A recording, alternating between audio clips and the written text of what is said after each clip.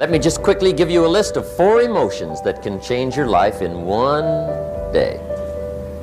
Emotions are powerful. Sometimes it doesn't take much to alter your whole life direction.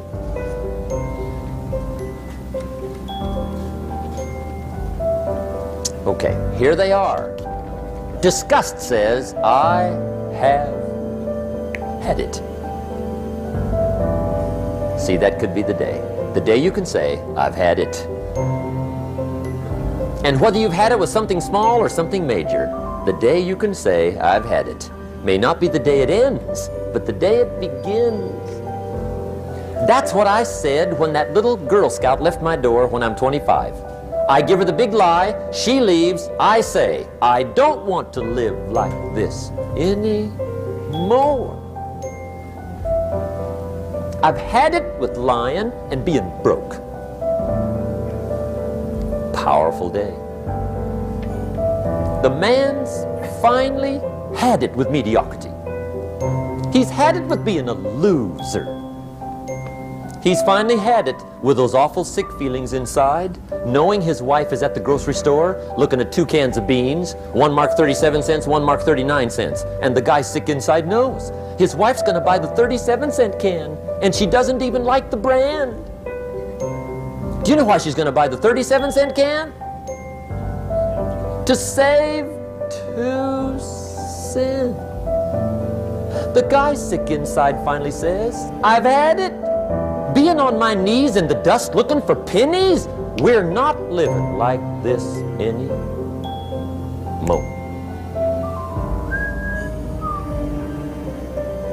Could be the day that turns your life around. The day you can say, I've had it. He walks into his closet and rips everything in it to shreds and says, I've worn this embarrassing stuff for the last time. And not only will I never wear it again, no one else will ever wear it again.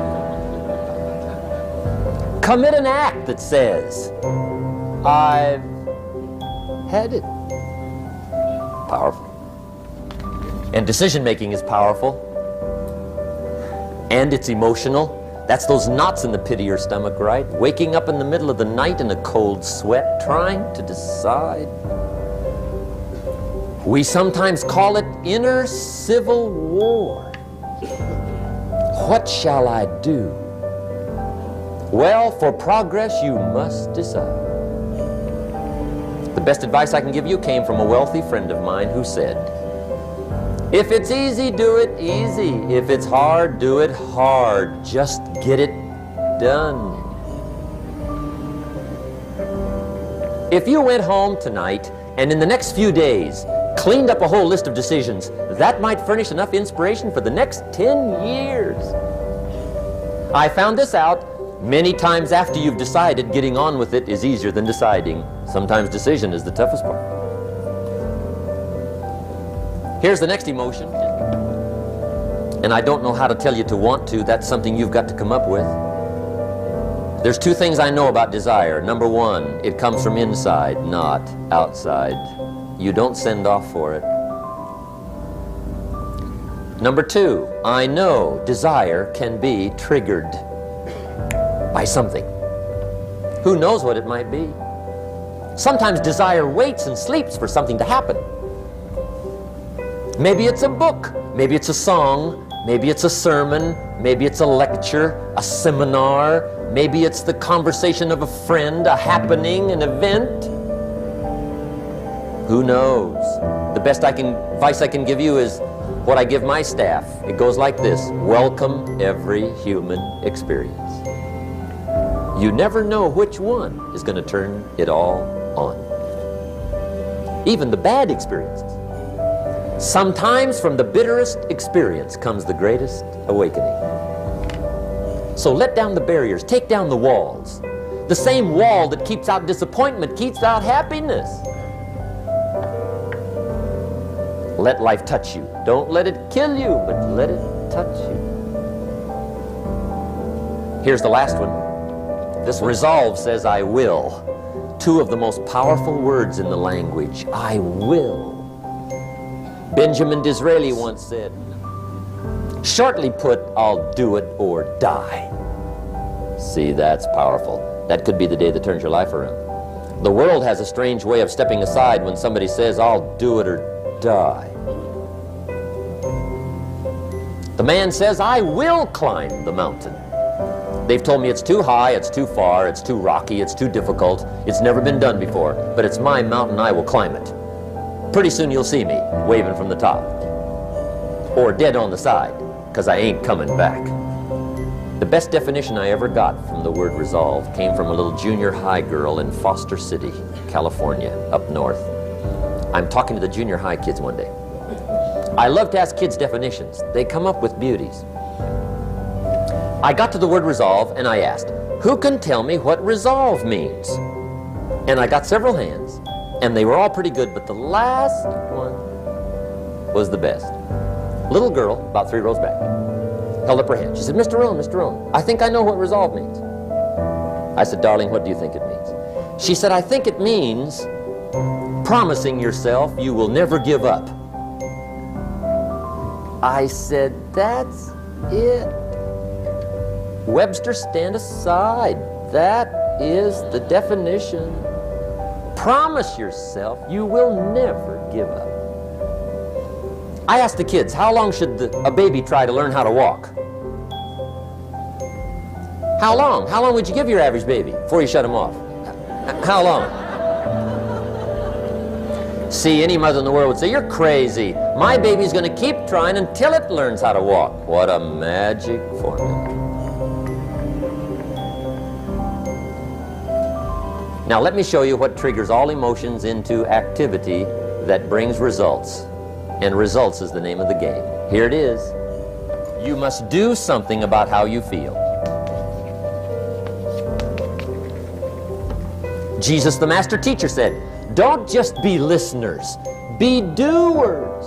The world admires the doers. Another Bible phrase says, "Faith without action is useless." Some people these days are big on affirmations. You got to be very careful of affirmations. There's a thin line between faith and folly. The best clue I can give you on affirmations is this: affirmation without discipline is the beginning of delusion. And there's nothing worse than delusion. The guy keeps walking west looking for the sunrise. I mean, delusion is bad.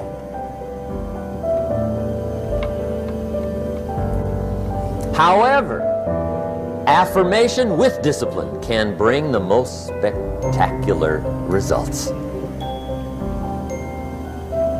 When the Jewish people surveyed the Holocaust at the end of World War II, and for them it was a Holocaust, 39 million people lost their lives, World War II.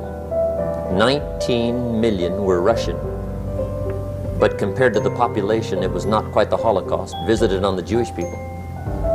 6.5 million Jews perished World War II.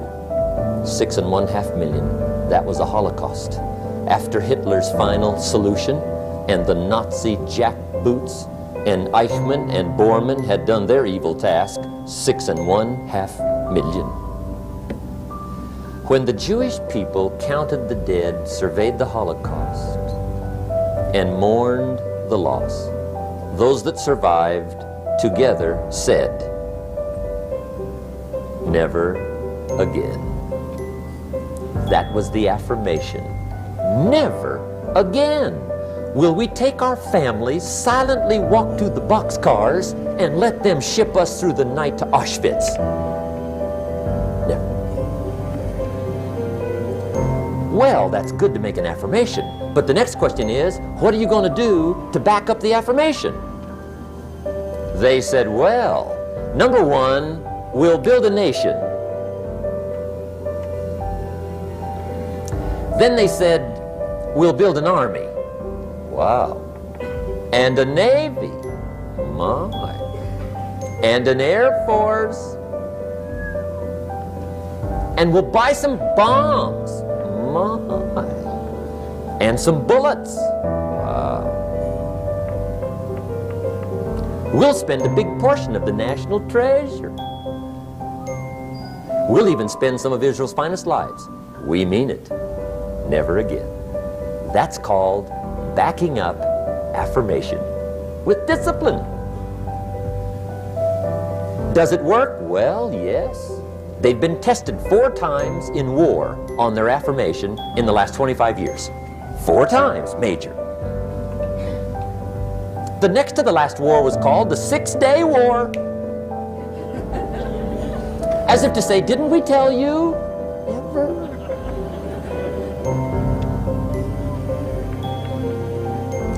Make sure you always have a game plan to match your wishes. Otherwise, they will always be wishes.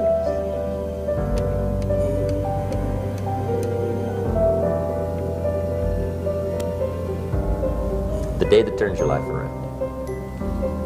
Let me give you 4 questions to take home when we're finished. These are called questions to ponder. And this wraps it up.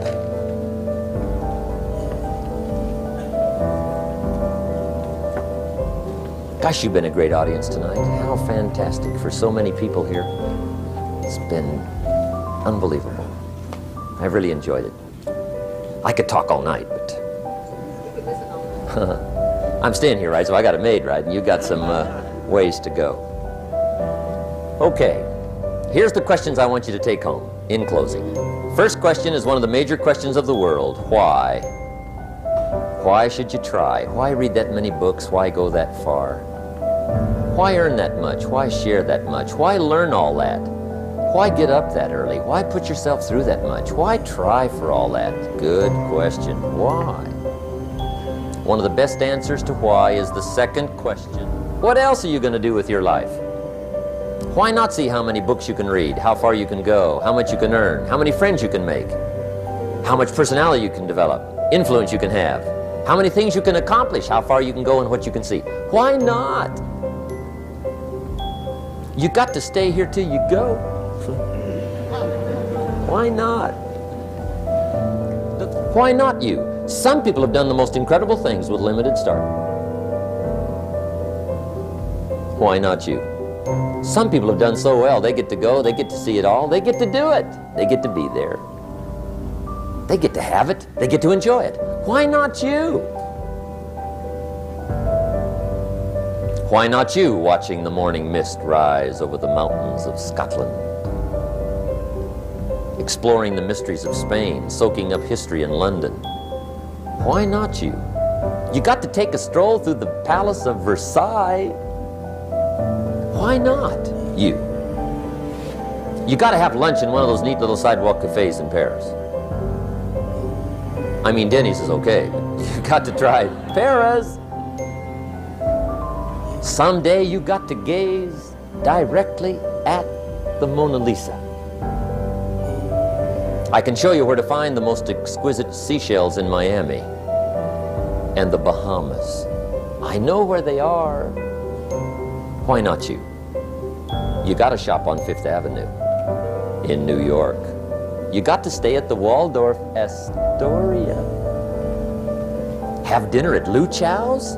Sliced roast goose on a bed of apple strudel. Why not you? You got to drink in an Arizona sunset. You got to see the world. You got to read the books. You've got to do the enterprises. You've got to be involved in commerce and love and travel and experiences. You got to do it all. Why not you? You've got to know the results that come from splendid discipline. There's nothing like a view from the top. And don't postpone your better future any longer. Get at it tomorrow with new vigor. Get you some new books. Ask some new questions. Set some new goals. Get you a new journal. Start your projects book. Get a game plan going. Do some more reading. Start to make changes. Have conversations. Make contact. And do it now.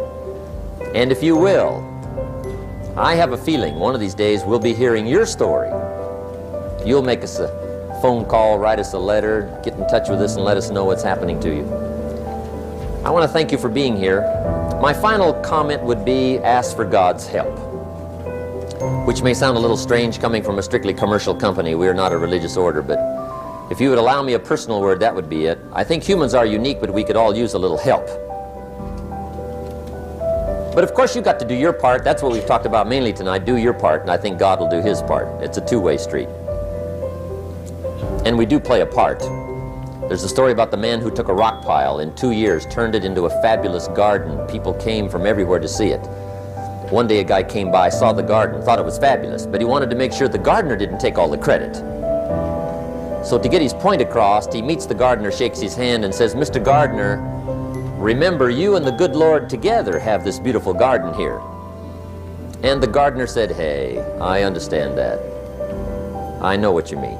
He said, "If it wasn't for the sunshine and the rain and the miracle of the seed and the soil and the seasons, there would be no garden for sure." But he said, "You know, you should have seen this place a couple of years ago when God had it all by Himself." And I think that's true. We do play a part. I'm glad I was not an angel. I think humans have a lot more fun. You've made it a splendid evening, and I want to wish you the very best. Look forward to seeing you on the weekend. Make sure we get the little white slip of paper, and let's be in touch. I wish you the best. Good night. God bless. Thank you.